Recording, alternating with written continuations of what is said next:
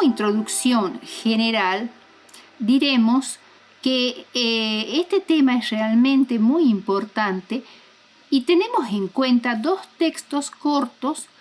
El primero de ellos en Proverbios 9:10, que dice: el conocimiento del Santísimo es la inteligencia. Y el otro en Job 22:21, que dice: traba amistad con él. Nuestro concepto de la educación en general tiene un alcance demasiado estrecho y bajo. Es necesario que tenga mayor amplitud y un fin más elevado. En primer lugar, la educación significa más que seguir un determinado curso de estudio. En segundo lugar, significa más que una preparación para la vida actual. Y en tercer lugar, significa más que un periodo de la vida. La educación abarca todo el ser, el cuerpo, la mente y el espíritu, y todo el periodo de la existencia del hombre. O sea, hasta las personas mayores todavía pueden estar siendo educadas y educándose. Acá vamos a tener una definición. Es el desarrollo armonioso de las facultades físicas, mentales y espirituales. Prepara al estudiante para el gozo de servir en este mundo y para un gozo superior proporcionado por un servicio más amplio en el mundo venidero. Pero, a fin de comprender lo que abarca la obra de la educación, necesitamos considerar, primero, la naturaleza del hombre. Segundo, el propósito que tuvo Dios al crearlo. Y tercero, el cambio verificado en la condición del hombre por el conocimiento del mal. Y finalmente, como cuarto punto, el glorioso propósito que Dios todavía tiene para la especie humana de acuerdo al plan de redención. Bien, después de haber visto este vistazo así general de la educación, vamos a la lección número 1, la educación en el jardín del Edén. El versículo de memoria dice: he aquí que Dios es excelso en su poder. ¿Qué enseñador hay semejante a él? Está en Job 36:22. Vamos a considerar entonces el primer punto que hemos dicho. ¿Cuál es la naturaleza del hombre y cuál fue el propósito de Dios al crearlo? En primer lugar, diremos que Adán y Eva fueron creados a semejanza de Dios y los hizo así con el propósito de que cuanto más vivieran, más reflejaran esa imagen y así dieran gloria al Creador. Todos los llamados de mi nombre, para gloria mía los he creado, los formé y los hice. Isaías 43:7. Es notable comprender que las facultades del hombre, al ser creado, eran susceptibles de desarrollo, que su capacidad y su vigor debían aumentar continuamente. Los misterios del universo visible, las obras de aquel que es perfecto en poder, estaban abiertas a su investigación. A través de los siglos eternos hubiera seguido adquiriendo nuevos tesoros de conocimiento, nuevos manantiales de felicidad y conceptos cada vez más claros de la sabiduría, del poder y del amor de Dios. Así habría cumplido cada vez más cabalmente el objetivo de su creación, o sea, reflejar la gloria de su Creador. El segundo punto que vamos a considerar es la escuela del Edén. Para lograr este objetivo, Dios estableció un sistema de educación en el Edén que era específicamente el huerto de Edén, que sería el aula para Adán y Eva. Era una escuela modelo, una ilustración de los principios de la educación. Dios había creado una tierra hermosa, buena en gran manera, pero había plantado un jardín en Edén, en la parte del oriente.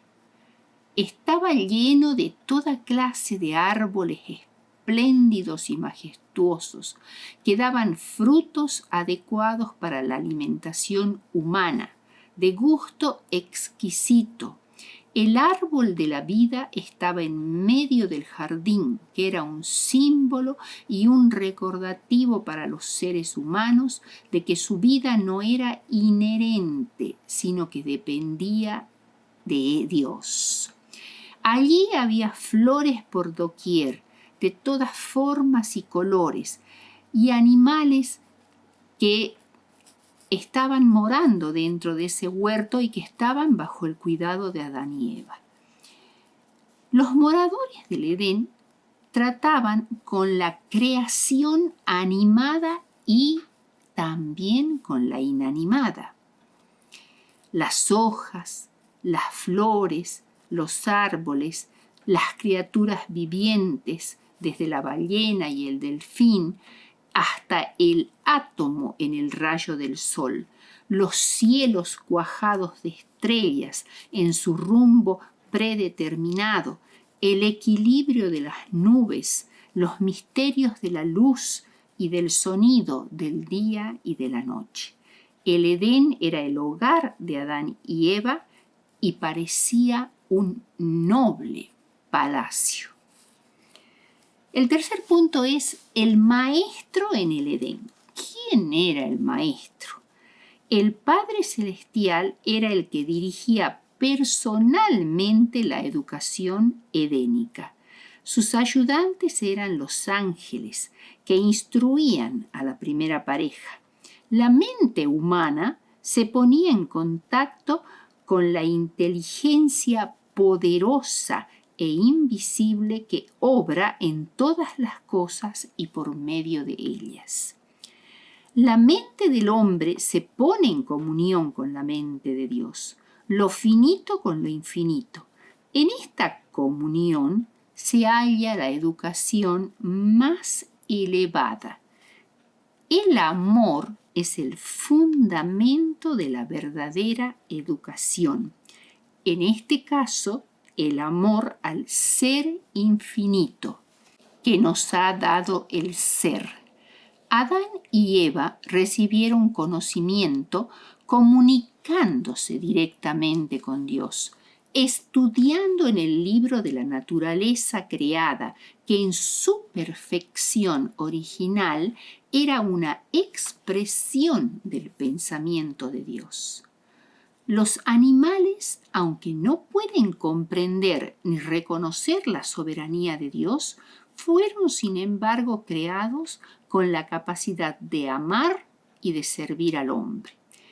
Veían maravillas en cada ser vivo. El aprendizaje en el Edén no se limitaba solo a la observación o instrucción. Tenían un trabajo que hacer, una responsabilidad que cumplir. Dios le dio a la primera pareja la tarea de cuidar el jardín. Los puso en el huerto de Edén para que lo labraran y lo guardasen. Esta era la parte práctica de la educación edénica, que daba intensa felicidad a Adán y a Eva. A los que solo conocemos un mundo de pecado y muerte, se nos hace muy difícil imaginar lo que debió haber implicado el trabajo y las lecciones que sin duda alguna Adán aprendió mientras trabajaba y cuidaba el jardín. Los árboles que Dios plantó en el jardín eran muy diversos, todos para brindar utilidad y belleza. Algunos de ellos estaban cargados de exuberantes frutos, de suave fragancia, hermosos a la vista y sabrosos al paladar, destinados por Dios para dar alimento a la santa pareja. Había hermosas vides que crecían cargadas con el peso de sus frutos. Las uvas eran muy grandes y de diversos colores. Algunos eran casi negros, otros púrpura, rojo, rosa y verde claro. No se arrastraban por el suelo, aunque no estaban sostenidas por soportes, pero los sarmientos se arqueaban bajo el peso del fruto. La tarea de Adán y Eva consistía en formar hermosas glorietas con los sarmientos de la vid y hacerse moradas con los bellos y vivientes árboles y el follaje de la naturaleza, cargados de fragantes frutos. Esta cita está en La historia de la redención de Elena de White, páginas 21 y 22. Los grandes maestros del mundo han sido honrados como guías y benefactores de la humanidad, pero hay uno superior a ellos. Los grandes pensadores, en lo que tiene de cierto su enseñanza, reflejan los rayos del sol de justicia. Todo rayo del pensamiento, todo destello del intelecto procede de la luz del mundo, de aquel con quien están la sabiduría y el poder, y de cuya boca proceden la ciencia y la inteligencia, quien imparte la verdadera educación superior. La educación, página 12. Veamos ahora el conocimiento del mal. Cada ser humano creado a la imagen de Dios está dotado de facultades semejantes a las del Creador. La individualidad, la facultad de pensar y hacer. Pero la mayor y más respetada aún por Dios es la facultad de escoger, de someterse o no a la obediencia, o sea, el libre albedrío. Sin el ejercicio de esta facultad no sería posible el desarrollo del carácter y el servicio a Dios no hubiera sido voluntario, sino forzado. Dios fue enfáticamente claro acerca de sus expectativas de la pareja en el jardín del Edén. Podían comer los frutos sin restricción. Eran los responsables del huerto y de todo ser viviente que vivía en él. Pero había una sola norma fundamental que debían obedecer. La única prohibición que sería al mismo tiempo la prueba de su lealtad.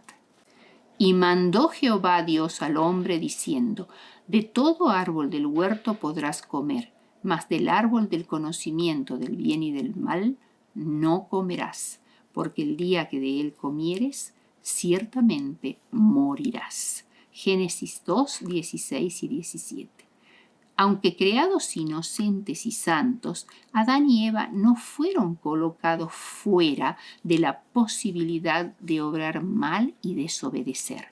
Dios les reveló, dentro del alcance de la comprensión de ellos, la existencia del mal en el universo, y los ángeles les revelaron cómo se había generado la rebelión en el cielo y que ese rebelde iba a tentarlos astutamente si se acercaban a este árbol prohibido. Adán y Eva conocían y experimentaban el bien cada día, pero les era muy difícil imaginar siquiera lo que era el mal y la muerte. Dios quería que Adán y Eva no conociesen el mal. El resultado de conocer el mal solo sería trabajo cansador, preocupación ansiosa, desánimo, culpabilidad, dolor y muerte. Por eso les fue evitado, por amor. Pero en abierta oposición a Dios, la Biblia dice que la serpiente era astuta. En todo el relato del Génesis hay comentarios positivos. Dios vio lo creado y dijo que todo estaba bien, que todo era hermoso. El huerto de Edén era una maravilla. El árbol de la vida que sostenía la vida también era prodigioso. Pero de golpe, en el capítulo 3, surge una nota negativa. La serpiente era astuta, totalmente lo opuesto a Dios, que era franco, directo y nunca mentía. Cuando Satanás se dio plena cuenta de que no había posibilidad alguna de regresar al favor de Dios, su malicia y su odio comenzaron a manifestarse en él y en sus secuaces. Envidiaba a la santa pareja en su comunión y amor con el Padre y trazó planes esmerados para destruirlos y arrebatarles el Edén, el árbol de la vida y el gobierno de la tierra. Adán y Eva, sin embargo, no fueron dejados abandonados ante tan fiero enemigo. Dios le permitió a Satanás tentar a Adán y a Eva solo desde un punto geográfico en el huerto, que era el árbol del conocimiento del bien y del mal. Por ello, evitar la tentación para Adán y Eva consistía en estar siempre juntos para defenderse mejor, no acercarse a este árbol con curiosidad para observarlo y mucho menos demorarse ante él. Satanás debía lograr la desobediencia de la santa pareja para que incurrieran en la desaprobación de Dios. ¿Cómo lograr esto? Y finalmente se dio cuenta que lo lograría tomando una apariencia engañosa de belleza y fascinación, o sea, un disfraz, y mediante la mentira manifestase interés en el hombre y finalmente insinuar que Dios no era veraz con ellos. Veamos el caso de Eva con la serpiente.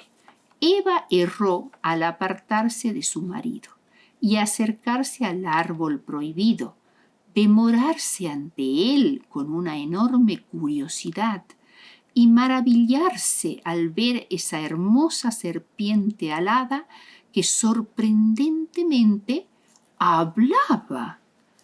Eso la llevó a prestar atención a sus razonamientos astutos y cargados de mentira y suspicacia. Al principio parecía que Eva quería defender a Dios. De todos los árboles del huerto podemos comer, solo de este no comemos para que no muramos, dijo.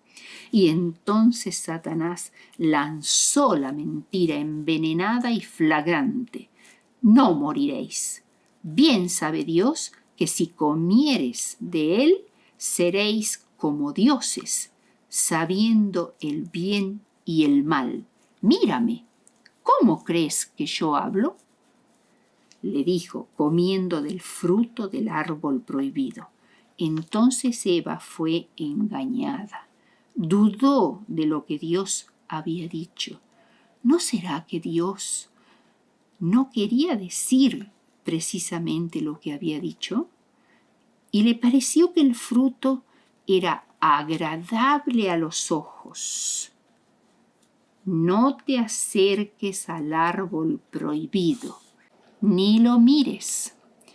Y tomando de él, le pareció codiciable para alcanzar la sabiduría. Creyó que Dios los estaba privando de un conocimiento superior y comió del fruto.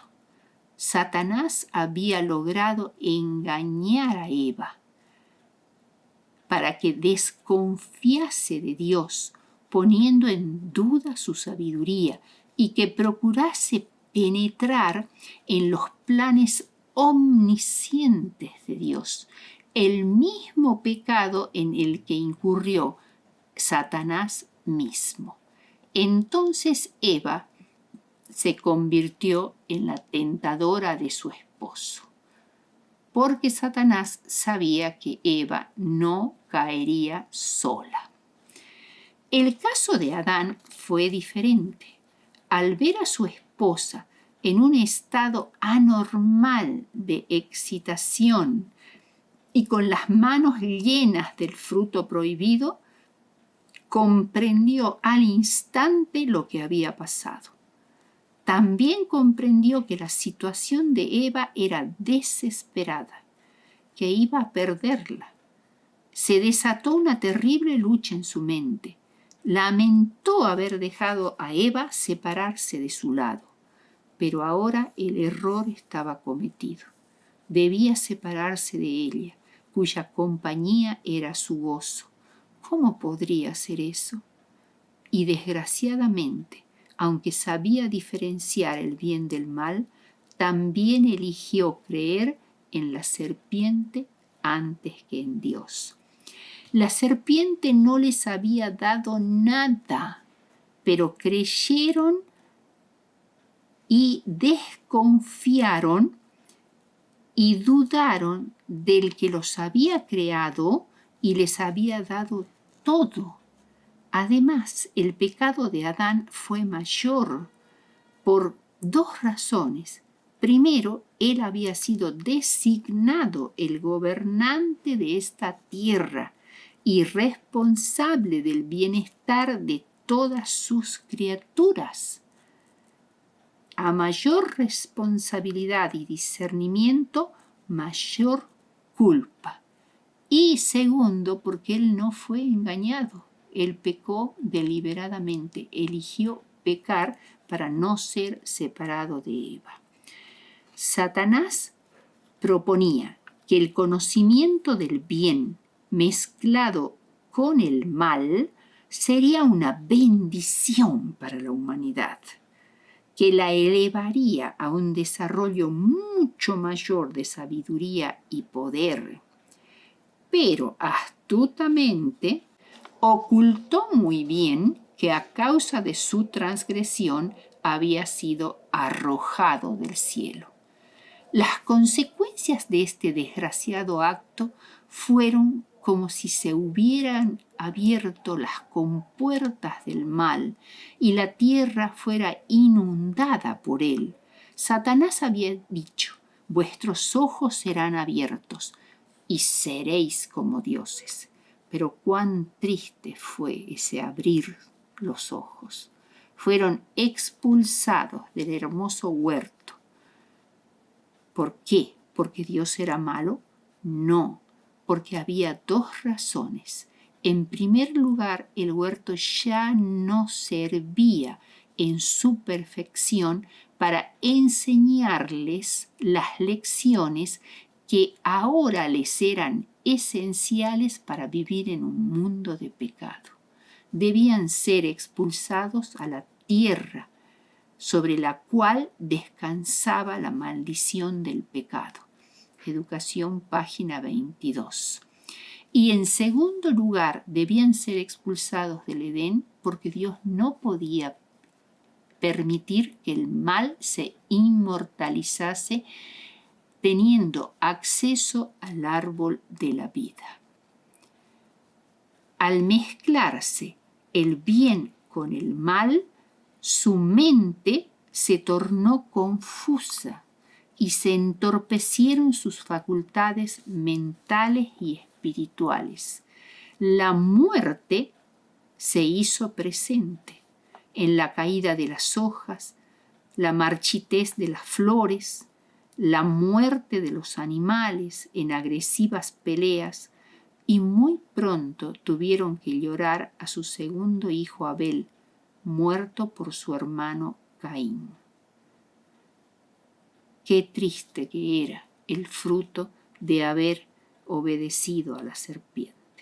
Sin embargo, el hombre no fue abandonado a los resultados del mal que él mismo había escogido. Dios les hizo una maravillosa promesa: y pondré enemistad entre ti y la mujer, y entre tu simiente y su simiente. Ésta te quebrará la cabeza y tú le quebrarás el calcañar. Génesis 3:15. Era la promesa maravillosa de un Salvador que vendría a destruir para siempre a Satanás. El quinto punto es recuperar lo perdido.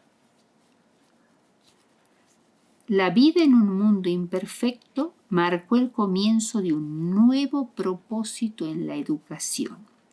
Antes del pecado, el propósito de la educación era familiarizar al hombre con Dios su Creador y conocer su carácter y su amor.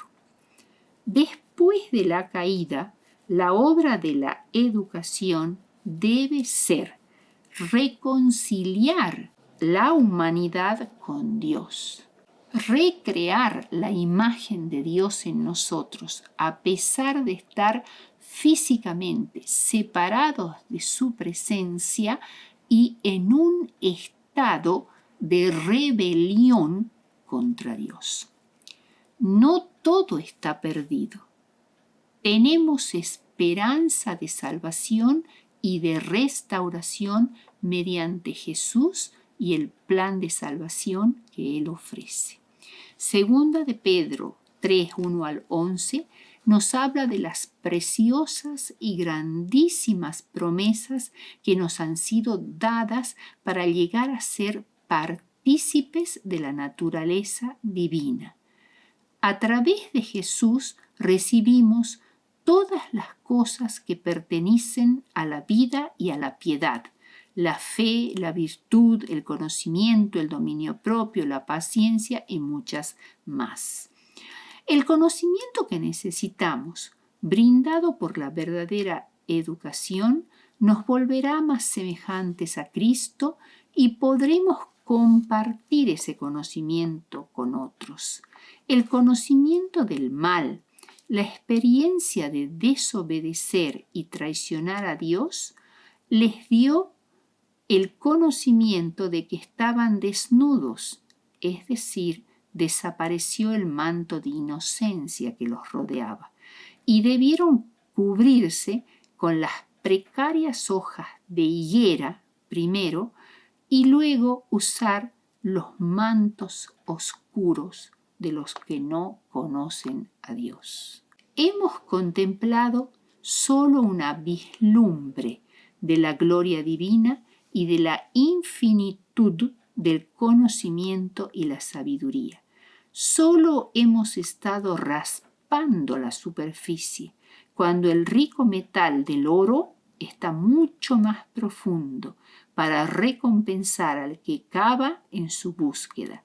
El premio será el hallazgo del conocimiento divino, el glorioso tesoro que nos aguarda. Como conclusión, leeremos una cita de Elena de White que dice así: Satanás abrigaba la esperanza de contrarrestar la corriente del amor divino que fluía hacia la raza humana. Sin embargo, en lugar de lograrlo, su obra no hizo más que poner en evidencia manifestaciones nuevas y más profundas de la misericordia y la bondad de Dios. Testimonios para la Iglesia, tomo 7, página 86 y 87. Hemos comenzado un nuevo trimestre en cuarentena aún. Espero que sea tan fructífero como los 2 anteriores y que podamos realmente comprender lo que significa la verdadera educación. Ojalá que Dios nos bendiga a todos y nos sostenga en este periodo tan difícil que nos ha tocado vivir. Amén.